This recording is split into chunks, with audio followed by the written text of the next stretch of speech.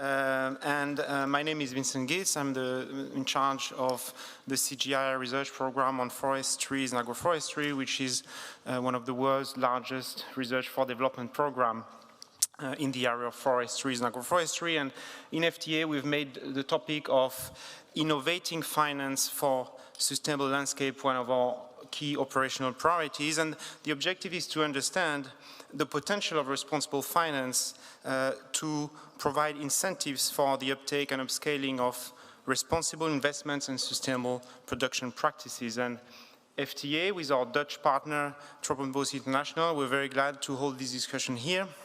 In Luxembourg, it is a milestone within a larger stream of work, which started earlier this year with a series of interviews, with a discussion paper that is still open for commenting, and we hope to finalize that given the inputs and the discussions today. So we know that on the one hand, there is, across the variety of land-based value chains in tropical landscapes, huge need for growth, huge demand for investments. And on the other hand, as we've seen, the finance sector is looking for bankable, green, responsible, inclusive projects and initiatives. And how can we bring the two is also a big question for research, but unfortunately we're lacking time. There is an urgency for these investments to take place. There is an urgency for action in the right way, and what we would like to discuss today with our esteemed panel is how to bridge the gap in 3 dimensions. First, yes, the need for economic growth in productive tropical landscape, care for the environment and for the climate, and importantly, a priority consideration for the social dimension, especially the inclusion of smallholder, women, small and medium enterprises, and community initiatives. So without further ado, I will let the floor to our moderator, Gerhard Mulder, to introduce our panel and lead the discussion. Thank you.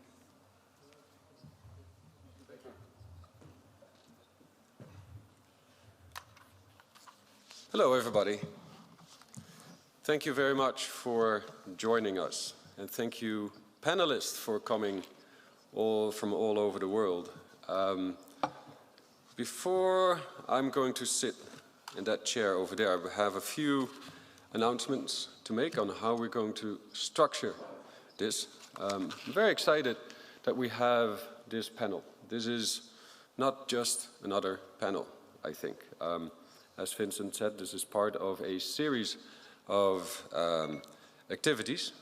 And as part of these activities, what we want to do... Oh, that is too funny. If I say series, then Siri... You know, I really wonder, you know, what they know about me that I really don't want them.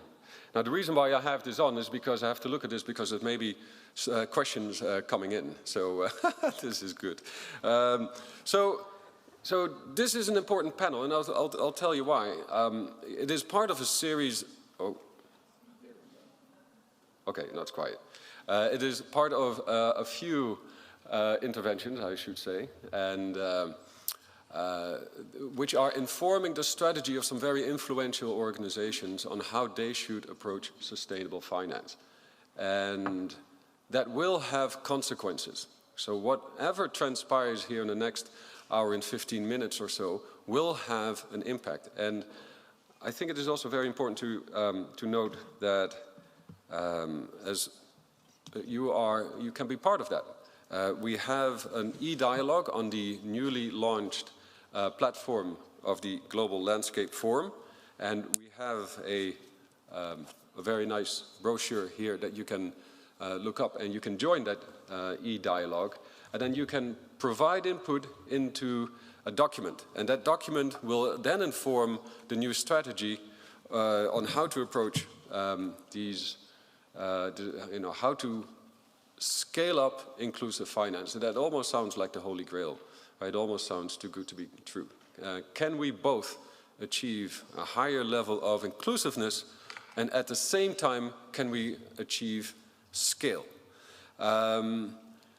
Furthermore, you are wholeheartedly invited to participate in this panel.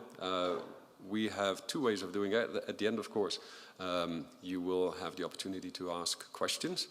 But we also have Slido, and Slido, now I have to be very careful it doesn't start talking to me again, can be accessed through your smartphone. So we will put up a slide and then you go there, make sure that you press the yellow button, because otherwise it's going to be very awkward, because you may be answering questions from one of the other panels here taking place at this moment. There's also live streaming, which is the reason why we're here in this beautiful big room. I've been informed that it's about 30 million people watching right now. It feels like the Champions League final. Well, maybe not 30 million, but there is a significant amount of people, watching this at the moment, which I think is a good thing, and also, of course, very sustainable. I do hope that you have picked up one of these if you don't speak and Spanish and English, for the very simple reason we have simultaneous interpretation because we have some esteemed panelists from a Spanish-speaking country. So, without further ado, what I would like to do is to introduce our panelists.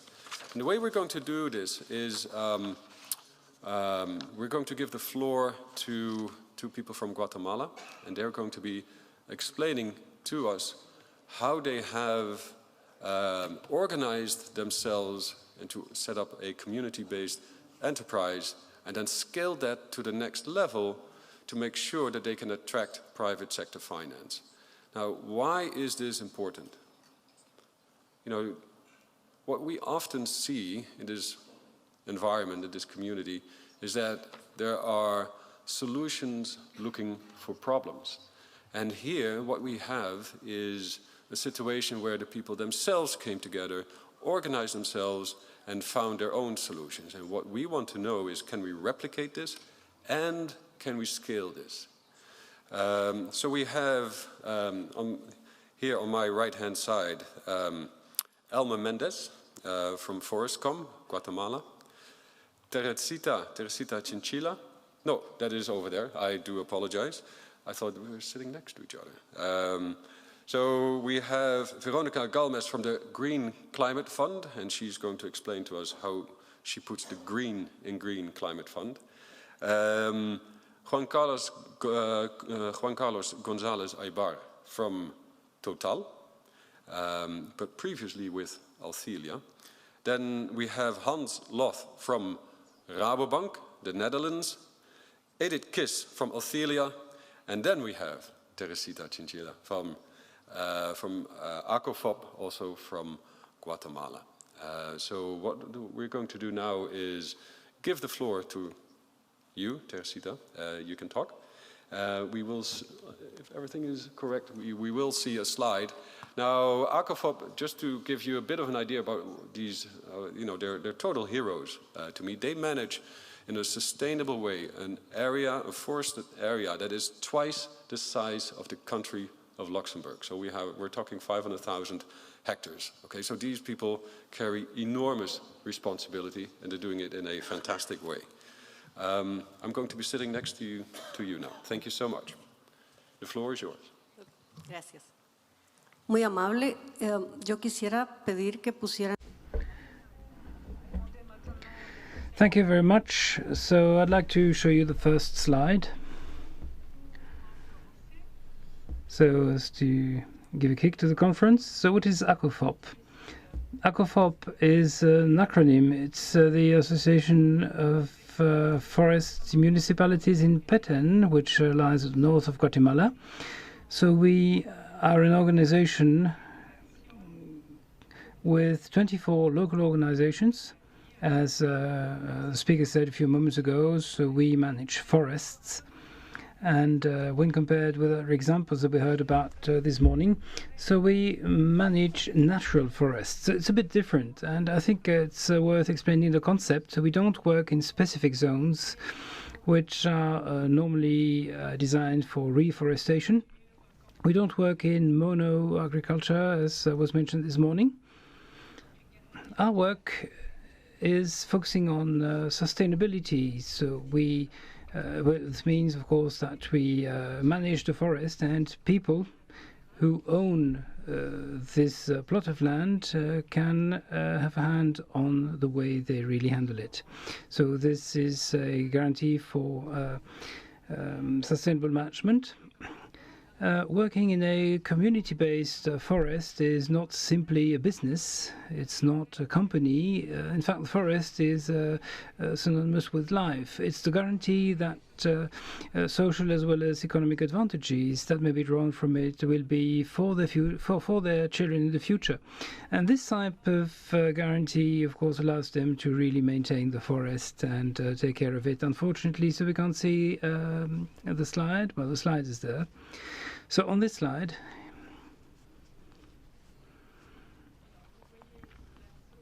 at the right-hand side, you can see the northern part of Guatemala. There was partial deforestation, and you can see the red arrows where we've been working for more than 20 years now. There's something important that needs to be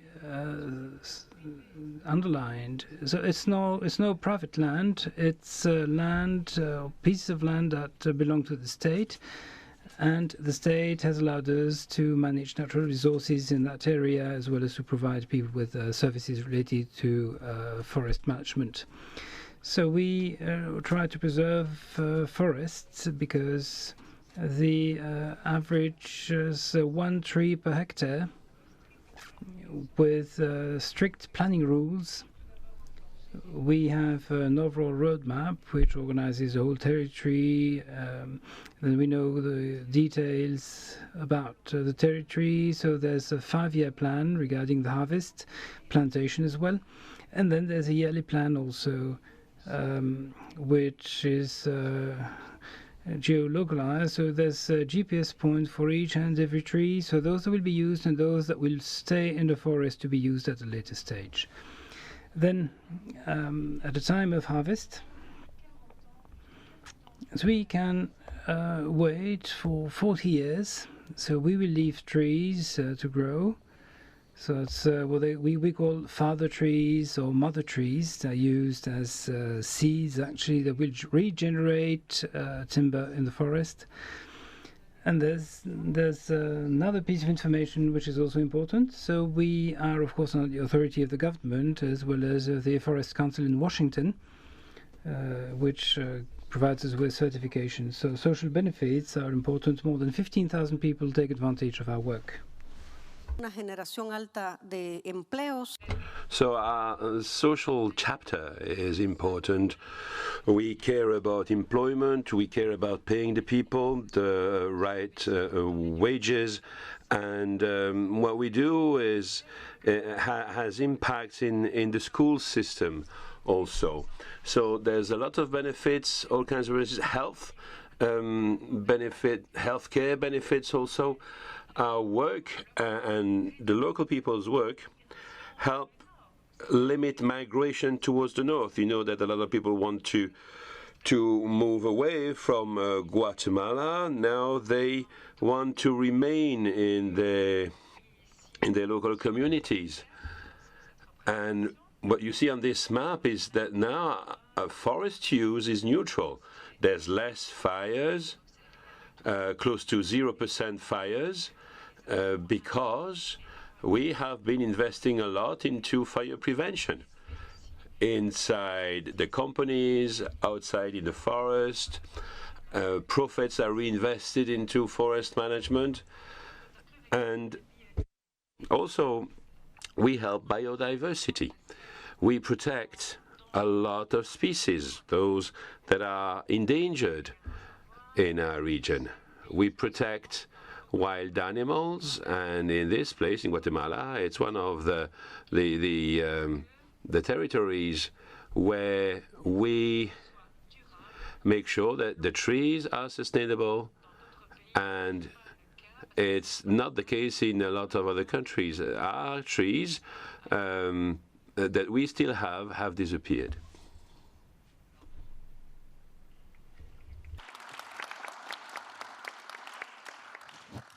I think that is worthy of an applause. Thank you. Elmer, please explain how Forestcom came to existence and what it is that you do and also what it is that you need in the future to scale.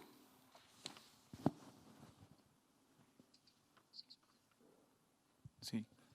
Muy buenas tardes a todos y todas. Gracias a Dios. Thank you very much, and good afternoon to you all. It's a great pleasure for me to be here today. It's great to be here together. The topics are really interesting. This morning we heard a lot of very interesting things.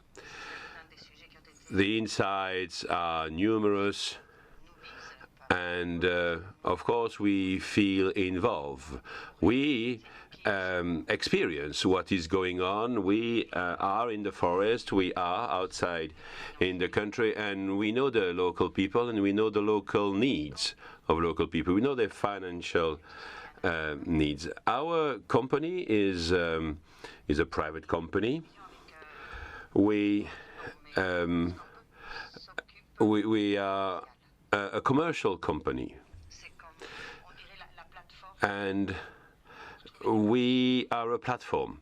We help people find markets, we help people find outlets, we help producers sell what they produce. We want to add value to log producers, to wood producers. Forestcom today is a company that works to help the producers, the processors. We help them to get the right certificates for their activities. We help develop new products, also new usage for the wood that is produced. We help our members find new clients, new markets. Elsewhere in America, we also have customers in Spain, and we have developed opportunities in Portugal and the Netherlands. Forestcom is a company that was born thanks to technical developments. We had the right techniques, but we didn't have the right markets for the products that were produced. And in a lot of cases, the products would just stay there, and it was very expensive, and there was a lot of waste. So we tried to develop solutions for all kinds of species of wood. Maybe some of those products are not as well known or are not as popular in the world, but we do our promotion work. But of course, we still have some financial concerns. We still have worries. Financial languages are sometimes difficult to understand by a lot of people. What we do is we try to translate. We try to help people understand what is finance, and we try and inform people. Can I keep on? Can I continue? Can I tell you about the financial the financial chapter? Yes. Well, let me tell you about my experience. Some years ago, we were faced with a situation where we had to find the funds in order to finance our projects. We didn't have the money. So now, 20 years later, we are busy. We are in full operation. We have member organizations, a lot of member organizations, and all our members are profitable. So what we're doing is profitable. And on the other hand, it hasn't been that easy. In order to find the financial means, we had to think about what we could do. We talked to conventional banks, but then in some situations they didn't like it because the products were too special and they simply wanted to do mainstreaming. But then sometimes we could find some banks that were ready to help us, but then it was very expensive in terms of interest rates, and sometimes it was too complicated because, you know, you need money at one stage, and then you don't need the money anymore. It's very specific. Sometimes we got the money and it was too late because we needed the money earlier.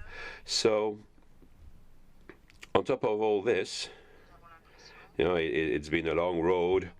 but also our national bank does not understand the specific problems forest people have.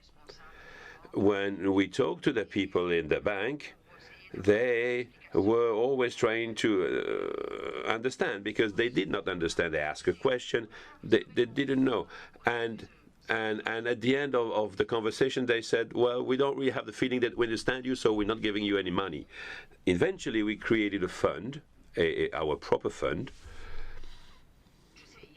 And I know that there are thousands of funds in the world, but we created our own, because we found that was a solution. So we managed, we did it, we put everything together, we got grants, we got some people, they gave us money, and then we had a 50% of the budget coming from donors, then other organizations provided us with the rest of the budget. So eventually we had that fund, we have our one, and it's been there 5 years. It's not that old for a fund, but our fund has been there 5 years, and it's working. It is financing 13 different projects today, and it's functional, it's working well. It's not perfect, of course, but it's helping us understand a lot of things. We decided to finance those activities that sounded very necessary to us. The last words of the translator. Thank you. This is fantastic. I mean, this is what we need, right? We need 1,000, organizations such as yours. And one thing that I will ask you later is, who started this, right? Who came up with the idea? But first, I want to engage the public, because we will now put on a Slido. And the Slido question, and I hope that the technique will not let us down here. No. So the first question then is, do you think that Forestcom and Aquapo, that this paradigm can be applied to in other contexts, right? Can it be replicated? Or is this a unique one-off? Yes or no?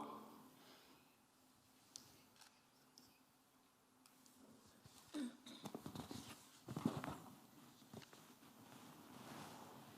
see. Are you working? I guess. So,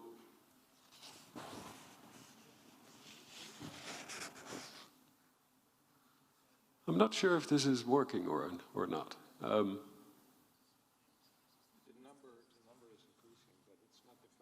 There we are. Okay, 100% score. Okay, this is better than a Champions League final. This is excellent. Okay, no, 95.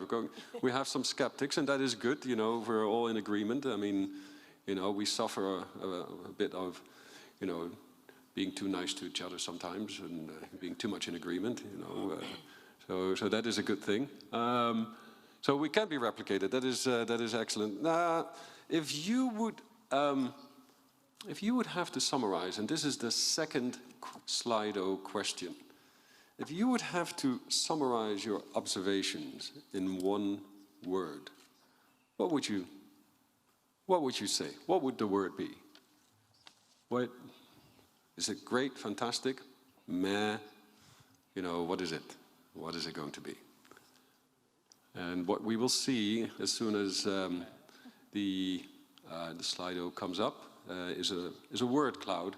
So it'd be really nice if you can punch in your first impression.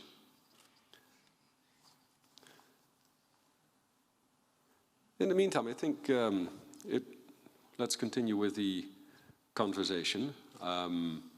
Thank you so much. I mean, that was really absolutely wonderful. And again, the reason why we have gone the extra mile, to have these two representatives here is because they are the, perhaps, opportunities that are not spotted if you look at the world in a sort of a traditional way, if you like. So I'd like to move on to Veronica. You work for the Green Climate Fund out of South Korea.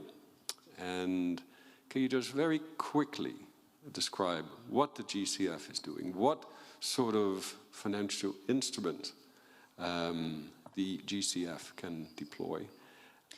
And perhaps also tell a little bit about the work that you're doing on forestry. Thank you very much, Gerd. You mentioned at the beginning that we will put the green aspect here, maybe the greenest. We're the greenest team here with the Green Climate Fund. We work with forest and land use sector results here. So maybe I just start by explaining a little bit what do we do at the Green Climate Fund. The GCF actually it's serving the Climate Change Convention and the UNFCCC. And actually our mission it's ambitious in the sense that we promote a paradigm shift in developing countries towards low emission and climate resilient development pathways, of course responding to the Paris Agreement. So there's a climate rationale behind the investments made by the Green Climate Fund. It's country driven, so actually we respond to countries' priorities. Basically we work along 8 different results areas, and forest and land use is one of these sectors where we work in the GCF. Is that a new thing?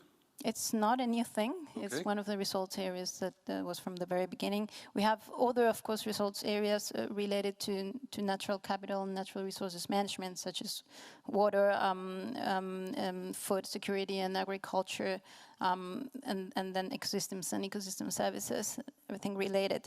But specifically, and maybe for some of you, it could be quite obvious why the GCF is working in forests.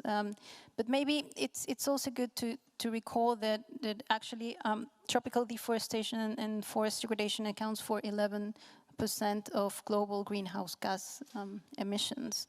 And that's something that really need to understand. And at the same time, and on the other hand, and as it was also acknowledged by the latest IPCC report on land use that was released a couple of months ago, actually forest restoration, sustainable management of forests, reducing deforestation is one of the most cost-effective and immediate ways to curb climate change. So are you going to give money to Forestcom then? Because it seems like a no-brainer. If you, because they work on the mitigation side and the adaptation side, so they should get all your money. Definitely, we work in both sides, mitigation and adaptation. Of course, we try to understand the co-benefits, social co-benefits and environmental co-benefits related to mitigation. But of course, one of the most important challenges that we have, and we work with the countries, is that we're trying to really understand what is driving deforestation and conversion of forests to additional pasture lands or agricultural lands. And understanding these drivers and underlying causes of deforestation is not so easy. So, for instance, when we receive funding proposals and we try to understand what is the theory of change behind, what are the assumptions behind these proposals or these ideas, these projects that are coming to the GCF, it's not so straightforward. So we also need to maybe... Can I just interrupt here? Sure. So what you're looking for then is funding proposals, right? So Forestcom, Aquapo, they can, crawl behind the computer and type up a proposal according to the GCF format. What happens then? They land on your desk, or do they need to get accredited first, or how does it? So what I'm after is, how does the money move from your bank account to their bank account, and which mechanisms? So maybe go ahead. Just let me explain you a little bit how we work at the GCF. What is the business model of the GCF? So basically, we respond to countries' priorities, and we work through accredited entities. So there's a process of accreditation behind the entities that can receive the funds and finally can implement the activities and the projects in the countries. So these accredited entities can be international accredited entities, can be direct access entities like national funds or subnational funds, but also private organizations and private firms and funds can be part of this process of accreditation. So that's how we basically work. So, and, so Forestcom can become an accredited entity, basically. For sure, for sure. If of course they respond to the due diligence process, of course, that we have at the GCF. Yeah. We have many national and local funds now in the process of accreditation, including in Latin American countries like in Mexico and Colombia, for instance, that now they're working on their first funding proposal. And it's challenging. I mean, it's of course, it's not an easy work, but we are there to support, and we are providing additional funds through the readiness window that we have at the GCF, but also through the facility, a dedicated facility for helping and supporting these new accredited entities in the countries to actually get access to GCF funds. That's fantastic. Okay, I smell an opportunity here. I think there's a great connection to be made. Juan Carlos, you used to work for Althelia, and then you moved over to Total, yes, which is an oil and gas company. Yes. So when you go to a cocktail party, yes, how do your friends react to that? With curiosity, some of them with suspicion, but there's a lot of optimism as well, because the emissions come mainly from energy. Yeah. So somehow, if you have a lot of energy, a lot of the mitigation effort should come from there. Mm-hmm. And of course, there are internal things that are being implemented by the group, which is that comes from the energy mix. But while we change of energy matrix, what we do in this transition period. So this is why Total decided before I joined the group to create a new subsidiary, which is called Total Nature-Based Solutions SA. So it's a new entity that is 100% owned by Total SA with an annual budget of $100 million. Is that an annual budget of $100 million? Yes, $100 million budget, not to buy offsets, but to actually to create activities, to invest on the ground with like people like our friends in Guatemala, to invest in activities, both capital expenditures, working capital, green capex, everything what is needed on the field that will preserve that capital, so there is an ongoing business for the benefit of people, but the activities that capture carbon for the long term. So that in 20, 30 years, while we transit in the energy transition, yep, we are paying the part that belong to us to mitigate the scope 1, 2, and 3, which is also the energy we all consume. So of course, this new activity won't be the activity that will create the profit and loss of the group, of the Total group. Nevertheless, we feel as a responsible energy player that we have a role to play in mitigation. And why we wanted to do it in nature-based solutions, because there are other players doing it in energy. Renewable energy, Total, we are the second largest solar operator. We already operate 3 gigas in renewable energy directly operation. We're integrating into gas. We completely dumped coal, and what we want to do in parallel to those efforts within the energy industry is to support that less fragile, or the fragile part of the equation in terms of climate, which is our communities. So 100 million per year in 10 years is 1 billion. It's not that much. Nevertheless, if you just expend it in offsets, depending on the price of carbon, it can go very easily. Mm-hmm. But if you create activities, if you invest in economies, and then you have the impact on climate, then you have something, a business unit, that then will spin off completely, and then will generate economy and activity, and of course, emission reductions. So, let me get this clear. Yeah. Total is oil and gas company. And they renewables energy, yeah. Yeah, and they want to be Paris compliant, correct? Correct. And the money that you spend goes towards that compliance calculation, or doesn't it work that way? As a private entity, we are not a party to the Paris Agreement. Uh-huh. Nevertheless, last week our climate report was published. We adhere to the Paris Agreement, meaning that we integrate in our business model, our business plans, that 2 degrees limit and the sustainable development scenarios of the International Energy Agency. Within the carbon budget. So, which means that we will invest and we will do everything that is required to be in that trend. The first action is change the energy mix. Yeah. So, slowing the oil, increasing the gas, increasing the renewable energy, zero coal, and integrating in secondary energy, for example, gas for electricity, batteries, and the whole downstream value chain of electricity.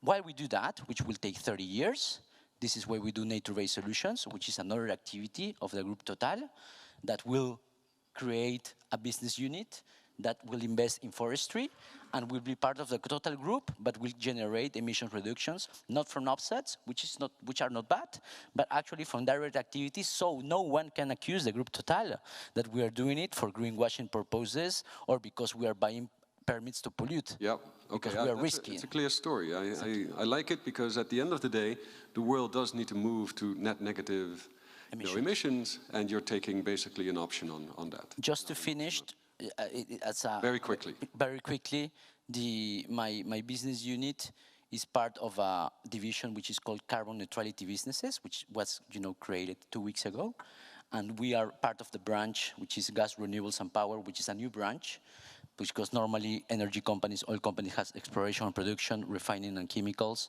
marketing and services. But now we have gas, renewables, and power, which is the future of the group, which is the future of Total, and we expect that will be also the future of the energy world. Excellent. Okay, so thank you very much. And I really do applaud you for making this move because you go from green to to what some people perhaps believe is the other side. But if we don't do these things, if we don't bring these organizations into the solution, we can criticize, but it's much better to work with them. Very happy. Hans, you work for Rabobank. Full disclosure, I used to work for Rabobank as well. So good to see you again. So you're sitting on a €1 billion fund. Is that right, or is that a bit too quick of an assumption here? Well, maybe I should say yes and pass the mic to Edith, and then not on. No, we are building it.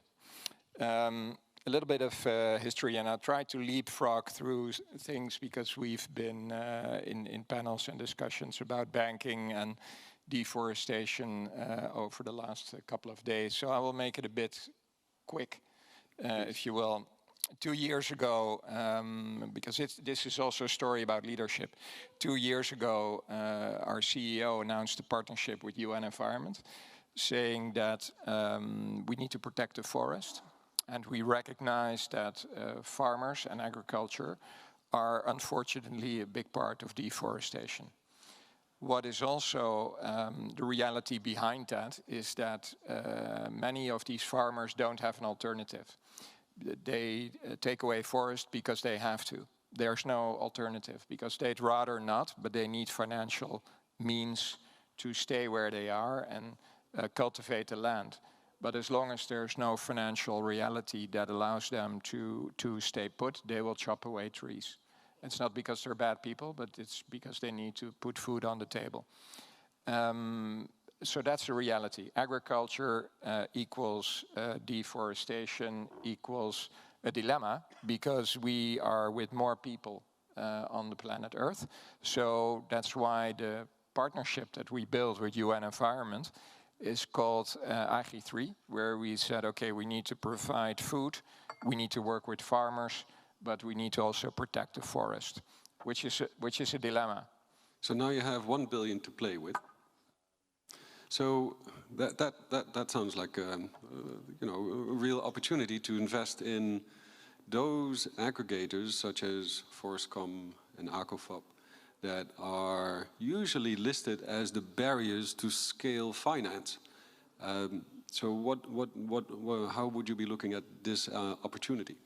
Would it be an opportunity? Because this could be a channel for you to reach those farmers that Rabobank wants to reach and who are holding the key to stop deforestation. Sounds like a win-win and another few wins.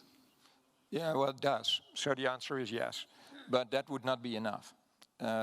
Because it's a mix together with GCF, together with Total, together with fund managers to create the impact that you need. Because with all due respect to 1 billion, that's just a drop on a hot plate.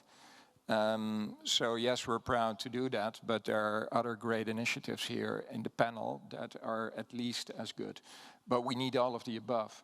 So what I would like to, if I may, what I would like to highlight, if we really want to achieve scale, because if you add it up, on a good day we might end up with 5 or 10 billion, still a drop on a hot plate. If you really want to get scale, you need to change some of the enablers out there. And one of them is, for instance, banking, because there's a reason why we are talking funds.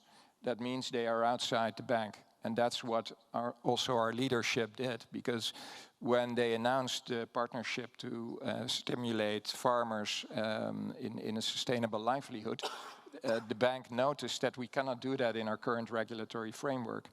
And that's a problem. So if you really want to scale up, you need to, in addition to some of the great funds that we have, including AGI3, you really need to change the regulatory environment of banking. So if you're looking for scale, that's one. On a global scale or on a global scale. Okay. And you see that the regulator is picking up because they realize that when you, and this is a bit of banking, but when they force risk-weighted assets regulations on banks to protect deposit holders, because we put our money in current accounts and we feel safe because the bank doesn't throw away the money. But the flip side is that banks cannot invest in risky ventures. And unfortunately, agriculture is deemed risky because of the fluctuations in the business model. So it's two sides of the same coin. Yeah. So that needs to change if you want to create scale. Then you get commercial banks on board, but then really. Another thing that needs to change is the involvement of governments. That currently are not realizing enough that they play a more important part in blended finance than they think they do. Because pending that change of the banking system, we need public finance to take part of the risk in the funding that we need to make available to farmers. So I don't know if there's anybody from government out here who are holding, the key to, to a lot of money here, but I could not agree more with you. We need... Oui, il faut effectivement porter toutes ces garanties à l'échelle, et c'est tout à fait... All of a sudden somebody's starting to speak French in my ear. That was not my idea. Because that is exactly what kickstarted Althelia. So now segueing into Edit Kiss. Currently with Althelia, perhaps next week working for Shell, I don't know. I mean, you never know how these things go. It went very quickly with Juan Carlos. I mean, but Althelia started off with a, and this is where I'm trying to get at, because Hans's point is, we need regulators who are flexible, who are more flexible than we are today, and we need governments to step in to provide more risk capital. Now, some of that risk capital is already parked with the Green Climate Fund, who is happy to make that available to you. But it was, if I'm not mistaken, a USAID guarantee that basically brought the whole Althelia thing to life. So perhaps could you just explain a little bit about, frankly, I don't think you need to introduce Althelia. I mean, I think everybody knows who Althelia is by now. So how did you pull that off? How did you get that guarantee? Yes, thank you very much. It's a pleasure to be here. Yeah, I would say that the DCA, the guarantee from USAID, definitely has played a big part in getting private sector in, especially at that earlier stage in 2013. This was quite innovative And for, yeah, you have to upload those private sector players that came into that moment into a fund. So with Althelia Climate Fund, the first fund which we launched in 2013, I think the idea was, which is still valid, I heard that today also throughout some of the sessions, is that there is a lot of capital looking to engage in natural capital, natural climate solutions, or nature-based solutions, and there are a lot of projects that are there and looking for this funding, but there is a discrepancy, there is a gap, and fully agree, it's at the moment it's still for funds, it has to be off the balance sheet, and funds can play that role, so Althelia was set up with exactly that in mind, to channel that capital to the ground. And the idea was also to serve as an innovation hub. We had to innovate on two sides. First, on the investor side, how to get the investors in, and that's where the DCA played a big role. We also had an innovation with Credit Suisse for high net worth individuals. We launched these nature conservation notes, which for first time allowed high net worth individuals to invest into this space, which was also quite innovative. But also the idea was to innovate on the other side, so the investment side, how to deploy capital, because simply, yes, the current existing tools, debt and equity, are not suitable for these type of projects. And where we played a role, where we focused is how to combine environmental assets, where we were able to take a long-term view. 8 years at least sounded like a long time, but actually it's quite short for nature-based investments, but still nobody else could have taken, an 8-year vision, long-term view on, for example, carbon, and combine that with other productive activities, such as the examples we heard here, forest-related agricultural products, timber and TFPs. So they are combining those two and using actually carbon as a collateral, right. Because most of the time these investments, one of the big obstacle is that they don't have any collateral for to get access to financing, and on the other hand, also recognizing that these investments are very risky. Using a debt, which was for us with the USAID guarantee and obligation, we had to use a debt as and I think it's actually quite suitable for these type of investments. But simply a small, an interest rate is not for the investors. It's not, commensurate with the risks. So we have developed a tool called profit participating loans, whereby we take a small coupon, so a small interest rate, but then we are able to participate in the upside, which then brings enough return for the investor. So that was the two sides of the innovations. So that's a good story, and I've always admired, Althelia for doing what they're doing, and I think they've been massively successful. When did Althelia start? What year?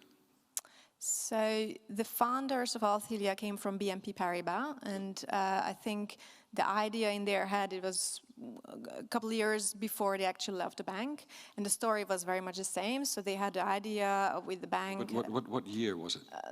Probably in 2011. 2011. So that's 8 years ago.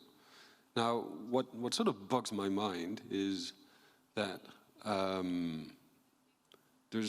Althelia is still one of the very few games in town. And what I don't understand is, how is it possible that we're now, okay, so we have the LDN fund. We now heard a great announcement today about a commodities fund in Brazil by Pedro Mauro Costa. Maybe there's one or two other examples out there. How is it possible that there are not 100 Althelias by now? What happened? I mean, are you that good that nobody can replicate you, or how does that work? No, we definitely want. What are the obstacles? I would say that, yeah, we do see since 2013, so the start of the fund was actually 13, maybe the idea was 11, but 13.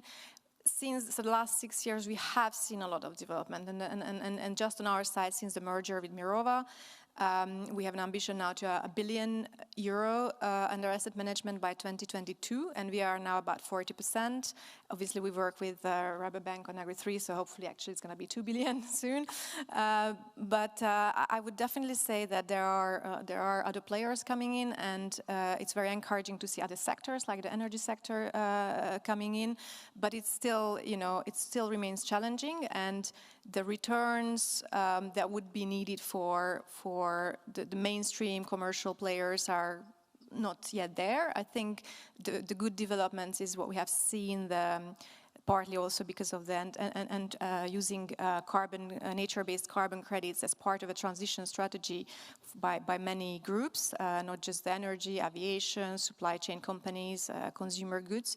There is now hopefully an easier business case to put a price on carbon, and the returns can be then there, and we can go to scale quicker, because it's true we don't have time to. It takes too long. Yeah, and one thing that I learned today is that here in Luxembourg there's an initiative called the ICFA, which is the International Climate Finance Accelerator, that helps people who have ideas to start funds to get some free. That's when you say funds, then my Siri goes, you know. This is really weird. This is very strange. This is also the moment where I'm going to improvise, because we were originally having Pauline Natongo on our panel, and as you may have noticed, she's not on the panel because she flew in from Uganda and landed 4 hours too late, which put her here in Luxembourg a bit too late. However, if I understand it correctly, she's here right now. Where is she? There she is, okay. So I'm going to give up my seat, and I'm going to give up my microphone. Thank you so much for coming. And I'm going to give you the microphone. I'm going to go back right here. Welcome. I hope you, well, I shouldn't ask, I hope you had a good flight, because you probably didn't. It was okay. It was okay. Thank you very much for having me, and thank you for accepting me to come in so late. Thank you for making me feel welcome. What would you like me to say? Microphone on? Yeah, wonderful. So if you look at this panel, this is my, you know, this is my dream come true, really. What you see here is, you know, all the players that you want to have to be working together. And Pauline, you're a big part of this story, because we have international. No, it's okay. I'll be happy to stand here. Thank you so much. You're a big part of the story, because what you do is you have an incredible infrastructure built up in Uganda, working with local stakeholders, building business cases. Now, what we want to hear from you is, you know, how do you do that? Also, where do you get your money from? I'll be very interested to learn about that. But how can we make sure that you are the first, that frontline, you know, hero that builds these business cases with the local communities, make sure that they get the money that they need? But how can we help you to make sure that you achieve scale? And not we, I'm talking about, you know, the Green Climate Fund, perhaps Rabobank, perhaps Althelia, you know, perhaps even Total, who is also present in Uganda. Thank you. Thank you very much. We have a business model that combines public finance with private finance, but also activates internally generated revenue in the projects that we work with. We work with local communities, we sit with them, and we develop a community vision of how they would like to see their landscape in 25 years, 55 years, for both environmental and economic objectives. We as EcoTrust, we technically specify that community vision to quantify the environmental services that will arise from the activities in the community vision. Then we work with every household to develop a land use plan, which also doubles as a business plan. And then we quantify the environmental services from each individual household plan. Then we deliver, we commoditize it and into carbon credits or watershed services credits, and we sell them on the voluntary market using the Plan Vivo standard. Then we give it back to the money ex ante, because the reason they are not investing in those land use, as he mentioned, is because they do not have the money, and they cannot access financing because they don't have collateral, it's a risk business, long-term gestation period. So we give them the environmental services money before they start delivering the environmental services so that they can invest in the land use plans, but we give it to them over a 10-year period. But the way we give them the money, we give them through the cooperatives and savings union so that they can use the agreement they have with us as collateral to access additional funding from the cooperative societies, and then so that they can meet the targets that we would like them to meet before we give them the payments. And then they use the payments, some of the money to pay back the loans, or some of the money to continue meeting some of their needs. Basically, that is how it works. And where does your money come from? To start off, it comes from public finance, mainly bilateral and multilateral donors, organizations such as UNDP, USAID, DFID, that sort of thing. What sort of conditions are attached to that? Because so I used to be a banker. I also used to work for a environmental non-profit that was supporting, organizations such as yours, including yours. And what I noticed is that, then they also have their agendas. Yes. And how do you make sure that their agenda matches your agenda? Is that a hard thing? Yes, it is a hard thing, and it requires quite a bit of innovation. Because, for example, because they are government-based donors, they understand government systems, not necessarily the social structures that community have. So normally their funding is tagged to, for example, improving protected area management and so on and so forth. So the way we innovate around it is that we use that money to mobilize communities around the protected area. And therefore the vision is tagged to the protected area, but we use that same process for the communities to understand that however much they want to depend on the protected area, it is not enough for them. They also need to do something on their land.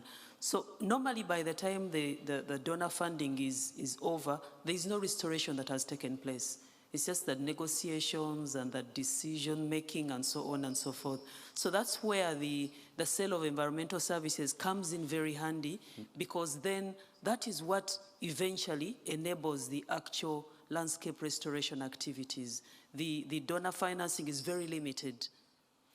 All right, okay. So, thank you so much for that, and thanks again for, getting off a plane, getting in a car, and then come to the panel. That's just brilliant. So now, having worked as a banker, lots of processes and procedures. Having worked for an environmental non-profit, you won't believe it, more processes and procedures. I used to work for the government. It's all about processes and procedures. I think, are we framing the issue here correctly? Because what this really perhaps is about innovation, right? And if we are about innovation, then we need to create safe spaces. Innovation is about trying out new things. This is about trying out new things. That also means that we have to accept failure. It is my experience that no bureaucrat has ever been fired for following the rules, and it seems that also in banking, for example, it's better to fail conventionally than to succeed unconventionally. And that is not an unimportant, part of the equation, I think. I mean, Hans, tell me, if you come up with, if you go to your investment committee and you say, we're going to be spending, 10 million, euros for, previously unbanked, populations, and we're not going to ask for collateral, just like Crédit Agricole in Morocco did. I mean, that pretty much is a career killer for you, or how does that work? Well, I hope my pass still works on Monday when I try to enter the main entrance. To cut a very long story short, Geert, and I think it's an excellent question, and we saw it as feedback from the audience listening to Forestcom. In the end, you need leadership. And when in our bank we announced this 2 years ago, it was a CEO who's still the CEO, and he's not a banker. And sometimes you need people that make a change. So for the team, including Mirofa Altelia, to succeed working with a bank, because the fund is outside the bank, but it's working with a bank. So sometimes it feels like we're trying to put a square through a round hole. Through all the policies and procedures, it's a nightmare. But you need to have the leadership protection. Right. They need to allow you to be daring and to basically allow success stories like we hear over on the right side from Pauline is basically something we would like to do as well. But that's not your traditional banking, because you're connecting a few dots, right, and you're basically trying to cut away many baby steps in between, because it takes too long. And within banking, that is indeed, as you correctly point out. So long story short, you need leadership that protects you, and you need people that team together, coalition of the willing. We spoke earlier today with BNP. That bank is even bigger. And he was saying the same thing. You actually need within a bank a group of people that talk the same language and are protected by their leadership. Safe spaces. Yes, exactly. Safe spaces. So, Veronica, are you do you experience a safe space when you come up with your rebel ideas to scale up finance for forestry? And because the next thing you know, you're going to be receiving a funding proposal from Forestcom. You know that. No, thank you, Gerard. I think so. This panel actually is about landscape, and I think we haven't actually discussed and even mentioned the word landscape here. And we were talking about scale here in the first part of the panel discussion. So, is the landscape level, the landscape approach, the jurisdictional level, the right scale actually to bring the desired impact? I mean, that's one question that we need to understand. On the other hand, we might need to understand that the landscape needs to be understood as a mosaic of different land uses, where you have on one side, you have agroforestry plots or systems, you have agricultural lands, grazing lands, you have reforestation, restoration of secondary growth forests, you have sustainable forest management and productive forests responding to the timber industry. And finally, you have forests being conserved in different conservation and protection regimes. So, I mean, there's a whole array of different interventions and ideas that actually can be captured under this big umbrella of the landscape approach. So there's a lot of room of innovation. And if you ask about what is success or failure, of course, there are many different interpretations in this panel, and that also the interpretation might be subject to the level of understanding and intervention and the scale. The success at the community level or the household level could be that the family manages to send the kid to school. At a community level is that they manage to create a benefit sharing mechanism. At the landscape level, maybe you can measure it that way, like you manage to reduce deforestation. So I think it's very subjective question. So you can really have different interpretations, and I think it's also good to highlight the fact that maybe we need to find the right scale, and that finding the right scale might, of course, be subject to different contexts and different realities between the different regions and tropical. I do like the philosophical sort of angle that this has. But now I think perhaps one of the most important questions, I'd like to go back to our guests from Guatemala. Elmer, you have now heard from several potential funders, and it really seems that your project is very promising. So, are you going to submit a funding proposal to all four, or who would you like to, to get in business with? Because this is your opportunity.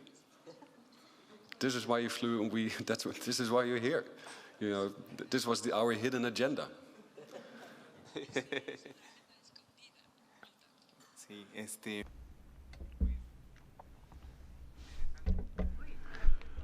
Yes, it's very interesting indeed. our communities and ourselves, I think, have been evolving according to our needs. So we now have sustainable management at a high quality level, so then we had also to learn from the administration. And now, so we're talking about finances. Well, of course, we are not from the financial world, but it's a need, and that's why we've decided to call for finances. So we are certainly not perfect, and after 5 years, so we find ourselves in different situations. Well, as far as I'm concerned, I think we were very ambitious, and we would like to grow because we know that this has been working for some time. So we know that this type of fund is essential for the preservation and management of forests. And from the marketing point of view, so it's also important. So it's a need. On the other hand, we would like to rethink the fund because we've drawn lessons from the past and from our experience. So I think that we could actually team up together so as to be able to receive technical support and better understand the financial world, because we are not specializing in that field. And then we could also conclude agreements that would be beneficial for many people in the communities, like creating jobs, improving education and health care for those people living in those communities, because the benefits actually may be related to health, to education in the communities. So this may also be translated into allowances for students or grants or whatever. So as I said, we learned quite a lot from those past 5 years, and now I think that we can be more ambitious even and try to work together. So that's what we need. Now, of course, we want to ask you to come up with the questions for the audience. And I think there is somebody walking around with a microphone. Where's the microphone? Oh, somebody's getting a, no stress, no panic, because I have a question here in the center.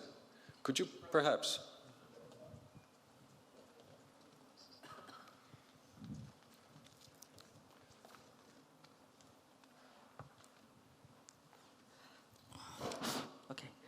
I'm Akim. I'm currently studying sustainable resource management at the Technical University of Munich, Germany. And my question, I have two questions for you, the panelists from Total. Yeah, I'm pretty sure you're so used to this already, because unfortunately you guys are now the bad guys over the past few years, so you shouldn't be bad guys. There's no bad guys. Okay. There's always room for improvement. We all need to improve. Okay, good. I looked at you, you sounded so proud when you mentioned your 100 million budget for the year. And I think it was a little bit curious about why the 100 million, and I think it looks so big, and I was just wondering, what is the size, the percentage of that 100 million into considering the total budget you guys have in your transitioning plan, in the roadmap to transition into clean energy as an oil company? So that was your first question. Now your second question. Yeah, good. Then the second question, again, you guys will continue to be the bad guys, because even in the transitioning into clean energy, you guys will probably be working towards biofuels, and a lot of discussion has been going on between the battle. What is the question? What is the question? I want the question now. Food security and biofuels, because you guys have so much money to pay farmers who will be using first-generation bioenergy crops for biofuels, and which means a lot of that crop will be going into your biofuel. And there is a lot of discussion how that will impact in the next 10 years if you be investing so much in crops that goes into biofuel, and it will affect food security. So what the are you question. guys? Okay. Second question, please. Thank you. I do need to be a bit strict here, and I do apologize, but in the interest of time. Thank you. No, what I just want to mention is that the 100 million, if they are wisely invested, they will generate more value. And then when we have a business up and running, maybe we'll become a business of 1 billion, 2 billion, and then you can have bigger investments. So it's normal that if you have a company that does 13 billion profits, like Total, but these 13 billion profits come from other activities, the 100 million won't seem that much. But when these 100 million are wisely invested, and we have a business unit in 10 years, in 20 years, in 30 years, that will become another branch of the business, then we will talk in billions, but you need to start somewhere. So we have two options, or we do offsets, and we just do the less risky thing, or we really create a new activity within the group, which is why we decided to do. And in the second question, which is related to if we will do corn or sugar to do biofuels, so it's not the business of Total Nature-Based Solutions. So our branch is the Gas, Renewables and Power. Our business unit is to work on or forestry, for example, community forest management or agroforestry or even plantations with native species, but nothing related to what you just mentioned. And I can understand that some people, it's a little bit mistrustful. I can understand the critics as well, but having worked, as you said, like for the last 8 years in a fund specialized in small farming, why I decided to jump is because we need to do something. And we can still be criticizing and try to be smarter than others because we know we hold the truth. I think that if we keep that attitude, we won't make progress because we will scare the people that is trying to do a change. Exactly. I encourage all of us. No bad people. All of us. And just to finish, is that we need to be constructive, and it's important by being constructive to try to do people good steps towards the good things, because it's not where we will create this opposition, and then people will just be scared, because it's very new for energy companies to come to sustainable forest management with native communities or with small communities, something very new, very risky. And in addition to that, we're still, being scrutinized, which is always good.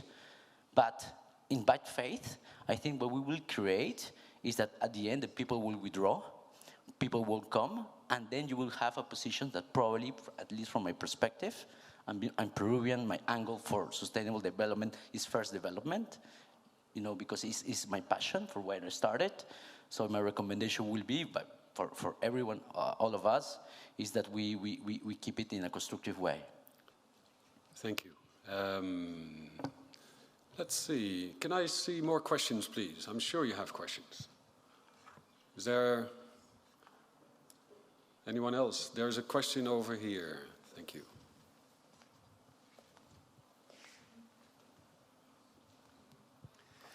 Gracias, Jorge Oviedo, del Salvador. I'm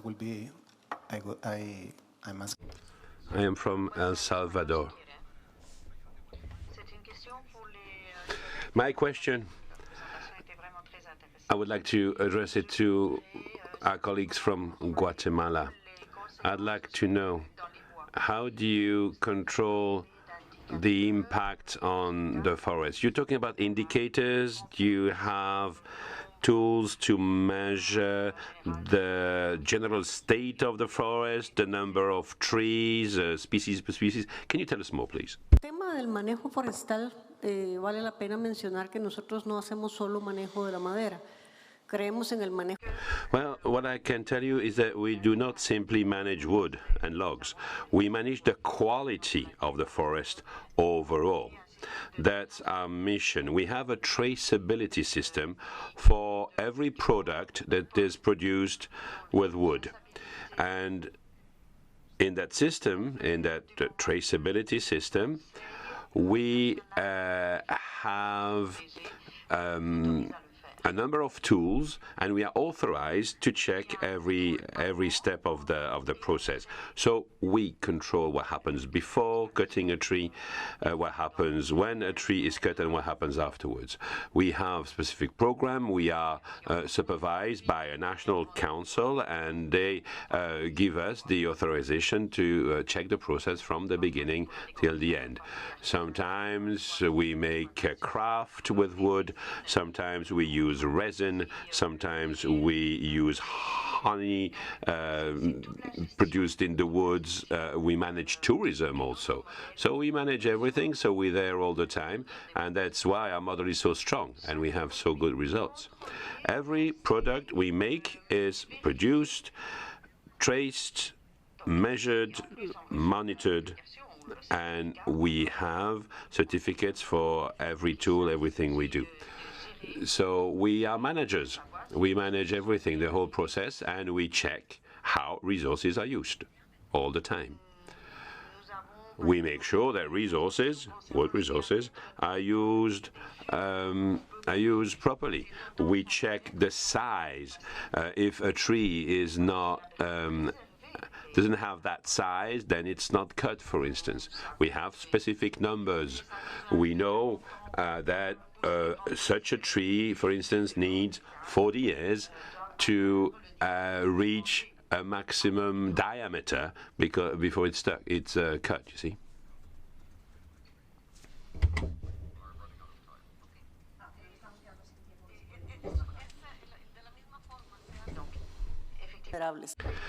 Yes, we're doing the same with all products, not only wood. Every product we produce, we have indicators, we check everything, the whole process, and we have reports. We have supervision reports. We use drones also, for instance, to check the forest. Direct my bluntness. So we are nearing the end of this panel.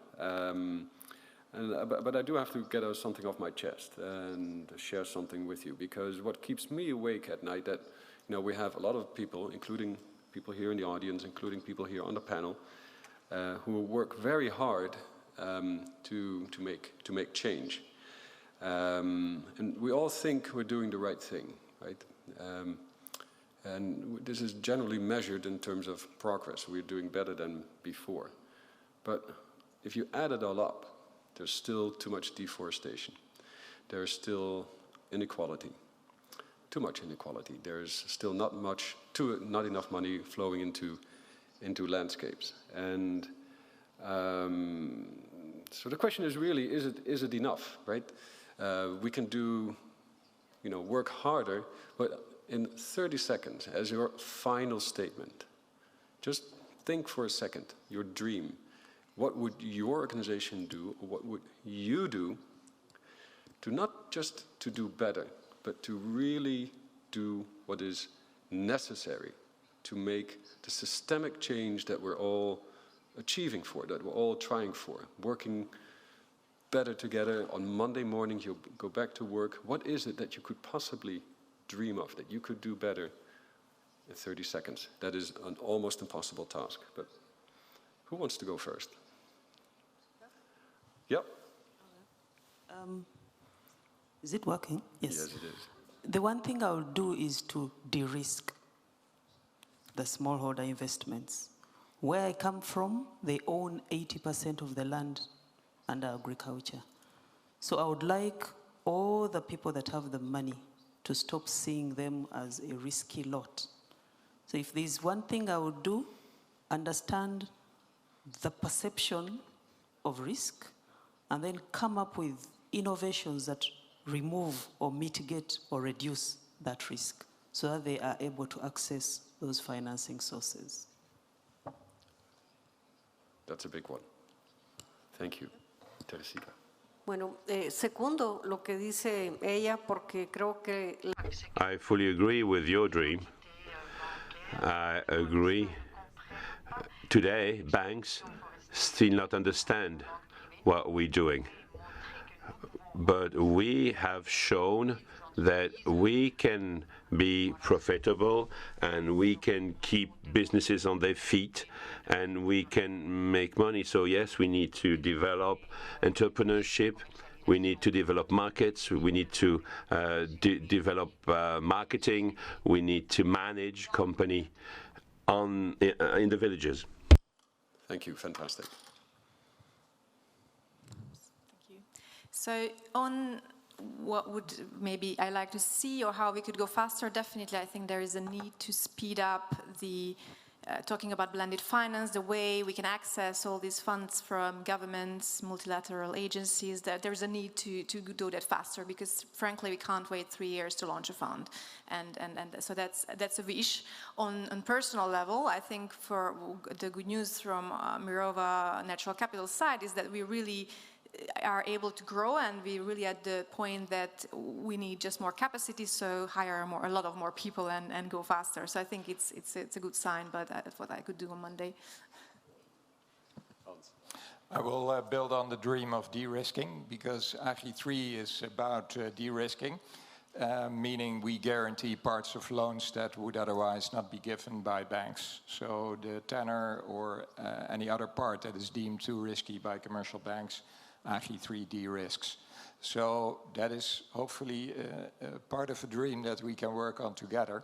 To build on that dream, I would like to see AGRI 3 and other initiatives that are of similar nature become bigger, which is a true multi-stakeholder approach with governments, corporate clients that act as aggregator, but also fintech, to really analyze the supply chains that need to change and the food systems that need to change and translate that into an effective landscape project. Well, not project because that sounds too small, landscape change that really connects the vertical with the geography, because you make a valid point that in the end it needs to change landscapes, but then big time, more and quicker. That's my dream. I think partly my dream have come true because when I started this job or this type of thing, and I was doing for the last 10 years, it's great to have banks, investment funds, NGOs, project developers from communities, and the challenge of climate change have gathered very different people that before were not talking. This gentleman here was saying that he's learning finance and from the last 5 years. I think that's great. So my dream is to keep that optimism, to risk, because probably that the risking mechanism won't arrive necessarily. So what I will say is, let's take the chance, let's do it. It's strategically, even in Europe, very subsidized agriculture, we lost money in agriculture. But it's strategic. Even if we lost money, even if, you know, it will be very difficult, because we know it will be difficult, but it's strategic, because keep people alive, provide food, provide environmental services, provide jobs. So we need to risk, and I think keep the optimism is the first thing. Thank you. Could agree more. So I think I will put the climate change cherry on the final discussion. So what I would like to highlight is that we need to realize that we are running out of time, and we need to figure out how to include and embed all this ambition and ambitious scale in our decisions at a very small scale at the decision level, at a community level, and very high level scale at the government, and even higher. So ambition and speed of change. You have the last word, Almar. En el tiempo, pues nosotros como organización tenemos diferentes retos. On our side, we are facing a lot of challenges. Our fund is too small. It's not large enough. It needs to grow. It needs to develop. We need to take care of other steps in the production. We need to take care of more things. we need to be able to manage more things. We must be able to seize more opportunities, seize more possibilities. Our administration of fund, our fund administration must be stronger. When I go back on Monday to my desk, I think I'm gonna keep on focusing on our members and the well-being of our organizations. Any signs that our time was up? And frankly, I personally would have loved to continue this conversation for another hour or so, but that is not possible. I want to thank the panelists for their contribution and their wisdom. Thank you so much.